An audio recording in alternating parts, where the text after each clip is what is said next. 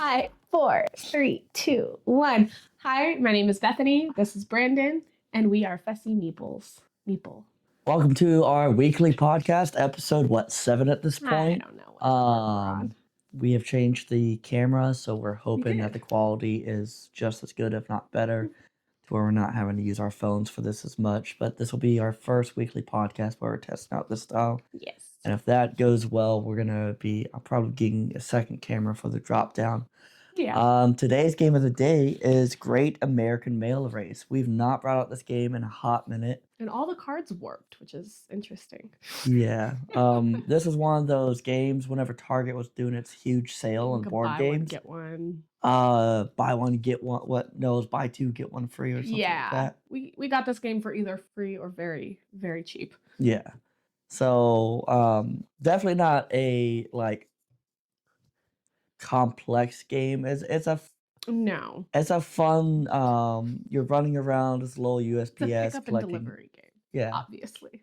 Picking up packages, delivering them, you're getting points based off of what delivery packages. slip. And you get a cute little mailbox stamper that you mark off when you've completed it, and at the end of the game, I think it's the game ends when somebody's So the game ends when we're out of transport cards. Yep, whenever the last transport card is pulled. And this is literally your only scoring. Like, whatever stamps you've stamped, that's your points.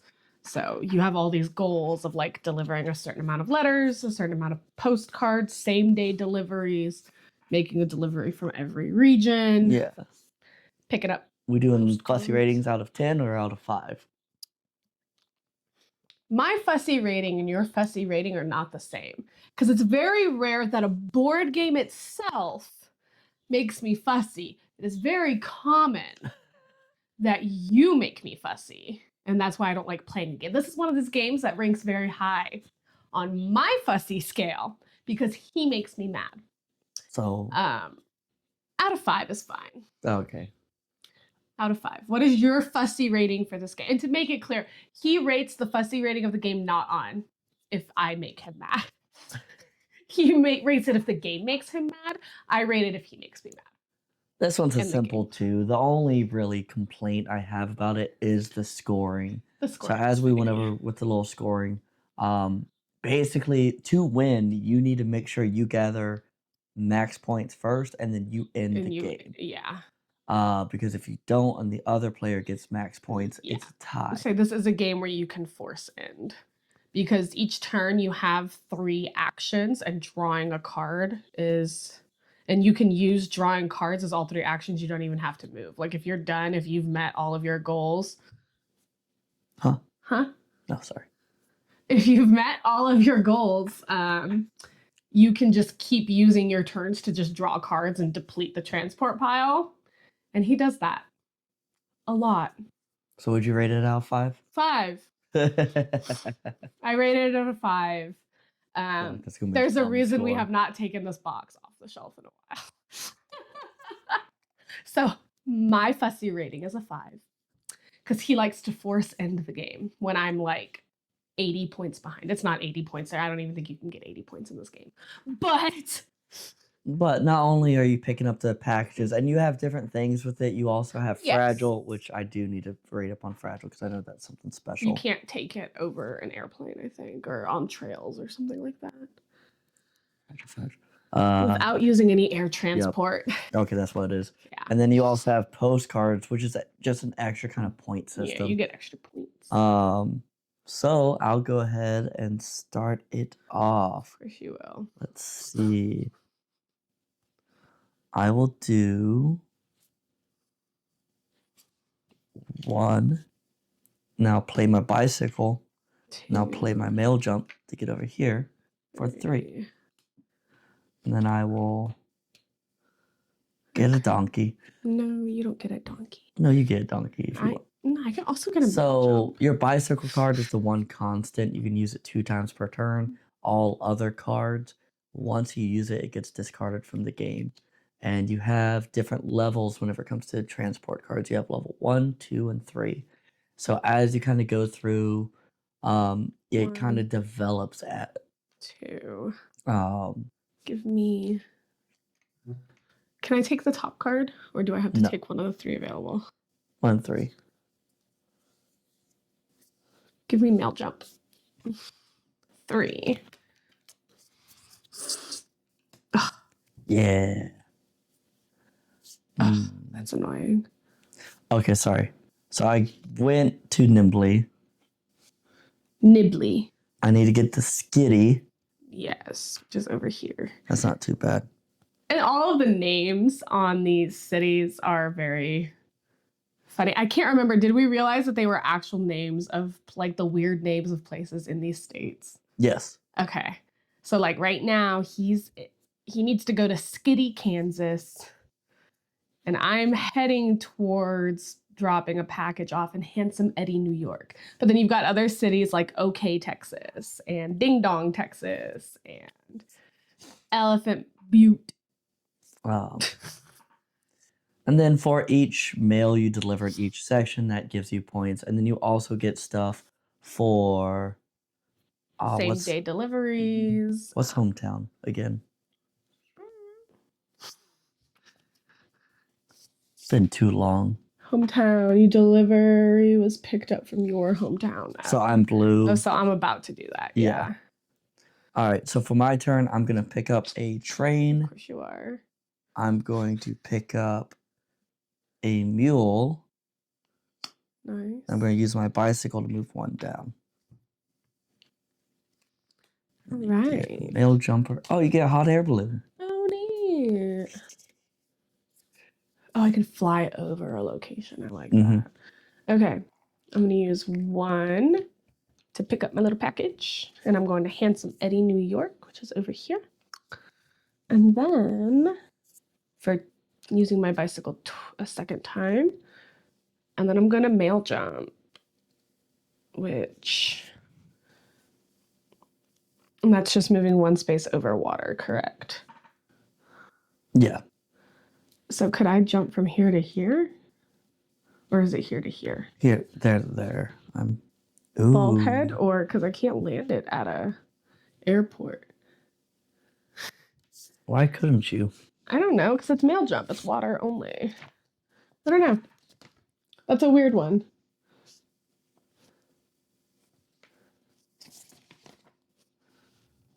No, go to where it explains the cards. There you go. Mail jump. Travel on water only. I mean, I guess, yeah, then I would go to Bulkhead. Yeah. It just happens to also be a... Okay. No, and this week was a big week and a slow week whenever it comes to our game news. On the slow side, of course, we did not get dice thrown in yet. We did not. FedEx being FedEx, we're probably going to get it tomorrow. Maybe. So we were hoping to get it in February. We were hoping to bring it out yesterday for our game night. And it just didn't work out that way. Last night we played Campy Creatures. It was our first time playing that one. I really enjoyed that. And now we're on a mission to find it. Yep. Hi. You want to go open up the door? Yep. You gonna go outside, Loki? And then we played we played something other than that in Heat, right? We played Heat. We played Let's Go Japan. There we go. That's what else we played. We played that. He Let's doesn't Go want to Japan outside. and then Heat. Okay. So we played those 3 games. We still had a blast. Yeah. We were expecting around 7 people, and we ended up getting 3, and that is including us too. And it's just the nature of the job. Sometimes things come up, so we expect that. This upcoming weekend, we're probably going to be bringing Scythe over to Gamers Gym, Yes. and I need to put that message in chat today. Actually, Probably a good idea. That one we always kind of get full participation with. We do. So that's been fun. The big side of the news for the week was Awaken Realms Next. Yeah, Video went out this week for 2025. And if you don't know what that video is, it's your turn. They go over everything that they did last year. So talking about the campaigns that they ran last year, the deliveries, the games that were delivered and everything like that. And then they preview what is in store for this year. So they preview some of the games that they are launching on GameFound this year, and some of them are very interesting looking. We're excited for some of them. Okay. I'm gonna take hot air balloon. And then so you have the games we're really interested in, Delilah.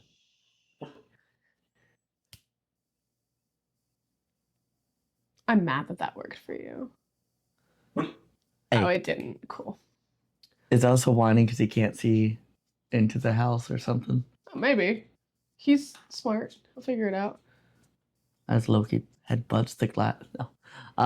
The glass. So we have coming out, we have Agricola. Agricola, sorry. Agricola.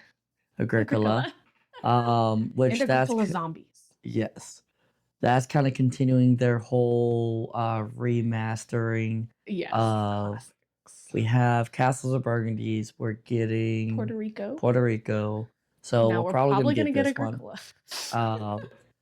Agricola comes out this year. The zombie expansion for it comes out next year. 2026, yeah. Yep. So we're definitely looking forward to that. Oh, yes. Asylum comes out this year too, right? Asylum will be coming out this year as well, and that's the one I'm most excited for. I love that theme of like the haunted, creepy old asylums. Most of y'all don't know this. My bachelor's degree is in psychology, and I took several courses on neuropsychology and abnormal psychology and psychiatry and stuff like that. And I love the twisted history behind all of it. It's very intriguing to me. And I am very, very excited for this game, where you are basically an agent going in and clearing out monsters and stuff out of this asylum. Yeah. And it looks really cool. So that's one we're both definitely looking forward to. Oh, yes. Dragon Eclipse is getting they announced, and it's your turn. Okay.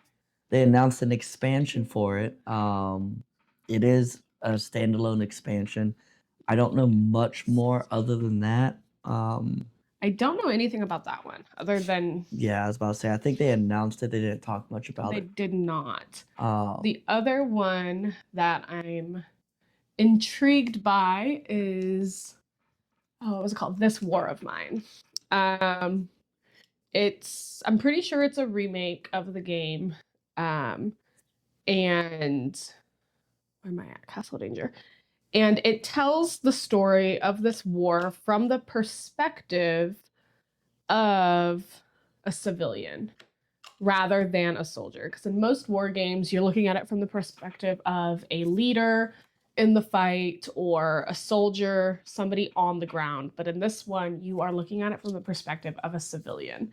And I think that's a really interesting...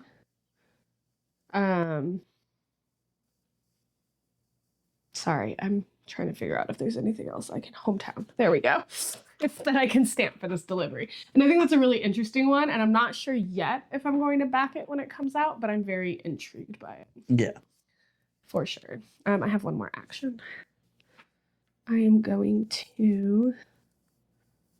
Well, I used my bike twice already, so I can't do that. Bullet. I'm going to take Mount Jump again. Okay. But yeah, I'm really interested in that one. What was the other game that we saw coming out soon? Hot air balloon. Oh, cheater. That was it. Warped Reality, who made Potions of Azurland, which, no, I have not learned the game yet. It is now March 2nd. It's been a busy week, y'all. Yeah. I did not learn my game of the month. Sorry. But Warped Reality Games has another game in campaign right now. I don't know if it's on Kickstarter or GameFound. They're in crowdfunding right now for a game called Manatee Sanctuary. And The main reason I'm intrigued by it is if you buy 2 copies of the game, you can combine it to play up to 12 players at once, which I think is really cool. And it's not a game supposedly that is going to take forever if you add more and more players to it, right? They still say that it's a quick family game, even if you're playing at max player count of 12 players with 2 copies of the game out. So I think that's really cool.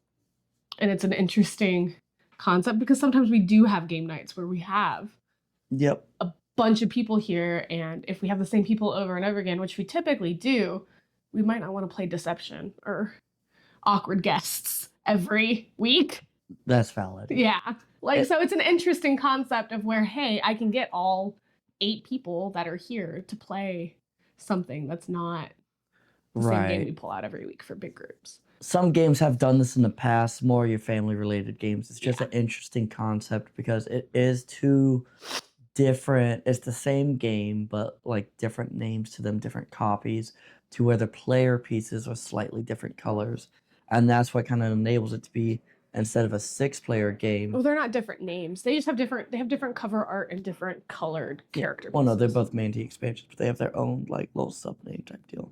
Yeah, it's just different cover art is all it is. Yeah. So, you can increase the game from 6 to 12 players, or if you're just interested in the game, you're never you're not going to play 12. 6 players. You can get just the 1 copy. And with Potions of Azurland, what does look like a very pretty game, does look like a very fun game. Yes. We do need to get that one set up on our table here soon. I need to. Manatee Sanctuary. Sanctuary. Yep. Yes. That one is Sea cows.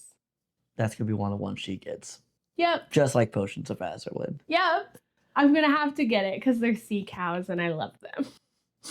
But other than that, I don't think there's any anticipated games for March. Ooh, I mean, just Dice Throne.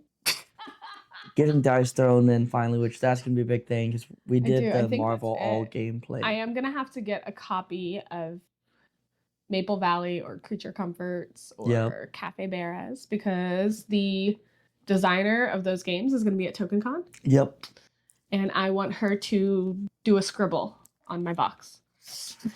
We finally we got our tickets for TokenCon. We're doing a full 3 days. We're hanging out with a friend up there, and he's housing us in the freaking zoo of dogs that we have. So very grateful for that. Very grateful that we actually do get to go. BGG Con, we're kind of starting to plan out right now, trying to figure it out. Yes. I'll be there maybe for the entire time. Bethany will be there for half the time. But we'll see how that goes because I also need to be careful on how much leave I'm taking. But no, we're definitely excited for that just because TokenCon was the first board game convention I went to. I went to their first couple that they had. And shortly after we left, they expanded. They started a new venue because of how quickly they were expanding their attendance counts. So I'm definitely excited to see their new venue. I'm excited to see some of my old friends who helped run it. And then see some of my old friends just from the local area. We're looking forward to that. Another thing we're doing is I'm trying to order a custom playmat. So if any of you guys know a good location, right now I'm looking at Big Viking Mats. Yes. To get a custom size playmat for our big old table. Hoping to maybe even find something where I can design a custom logo for it, to where we can actually make it like a fussy meeple style playmat. But other than that, that's all we have for you guys this week. We're going to end this video and we're going to finish up this game. And then we're going to start.